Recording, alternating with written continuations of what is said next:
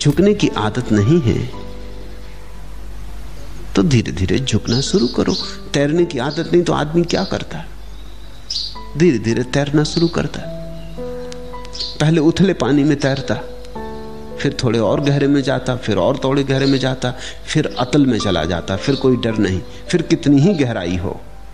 आदत नहीं है झुकने की तो धीरे धीरे अभ्यास करो। जहां से बन सके वहां से झुको। इस देश में हमने ऐसी व्यवस्था की थी कि झुकने की आदत बनी रहे, तो कुछ हमने नियम बना दिए थे। हर बेटा बाप के चरण छुए, वो झुकने की आदत थी। हर बाप चरण छूने योग्य होता नहीं, वो तो सिर्फ उथले पानी में अभ्यास करवा रहे कि चल कुछ नहीं बनता, इतना तो बन सकता है, यही कर। हर बेटा मां के चरण छुए,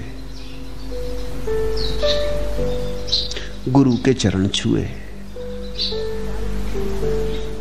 जो औपचारिक गुरु हैं उनके भी चरण छुए। गणित जिन्हें सिखाया, भूगोल सिखाई, उनके भी चरण छुए। कोई मतलब नहीं है इसमें, लेकिन मतलब है। मतलब इतना ही है कि तो अभ्यास बना रहे। तो किसी दिन अगर किन्हीं ऐसे चरणों के करीब आने का भाग्य आ जाए जहां झुकने में अर्थ हो, तो ऐसा ना हो कि तुम अकड़े ही खड़े रह जाओ आदत के ना होने से। झुकने की आदत तो झुको, जहां से बन सके वहां झुको, जैसे बन सके वैसे झुको। अगर आदमियों के सामने झुकने में अड़चन हो तो हमने उसकी भी व्यवस्था की थी। पीपल का झाड़ है, उसी के सामने झुको। देवता, गंगा नदी, उसी के सामने झुको। पहाड़, उसी के सामने झुको। कहीं भी झुको, अभ्यास करो। तुम्हारी रीढ़ थोड़ा झुकना सीख जाए। और अभ्यास का परिणाम क्या होता है? जब तुम झुकोगे तो किसी दिन झुके में तुम पाओगे कि जो मिला वो अकड़ के कभी नहीं मिला। उससे रस बढ़ेगा।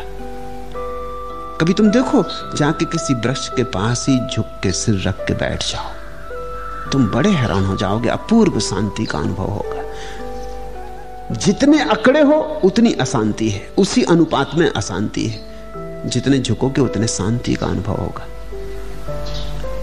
किसी के चरणों में कभी सिर रख के देखा?